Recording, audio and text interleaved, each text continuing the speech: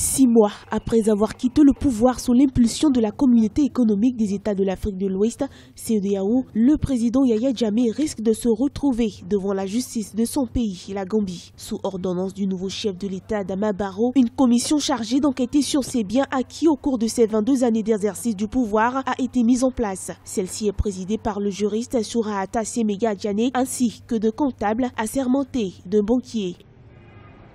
Cette commission a pour mandat d'examiner la gestion de certaines entreprises publiques ainsi que les biens et les transactions financières de l'ancien président Yaya Jammeh et certains de ses associés.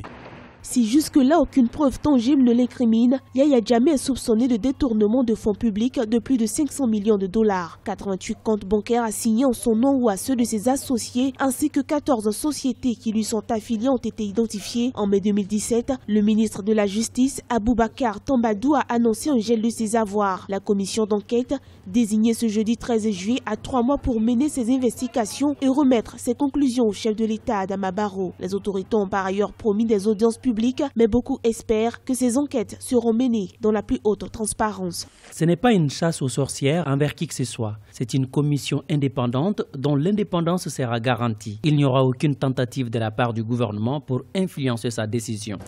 En exil depuis janvier 2017 en Guinée équatoriale, l'ancien chef de l'État gambien Yaya Jammeh, qui bénéficie du droit de retour en Gambie et de disposer de ses biens, a longtemps été critiqué sur sa gestion non transparente du pouvoir. Depuis son départ, le nouveau gouvernement d'Adama Barrow est confronté à d'importantes difficultés de trésorerie. La dette publique, qui était de l'ordre de 83,3% entre 2013 et 2016, a fortement progressé pour atteindre 120,3% du produit intérieur brut du pays.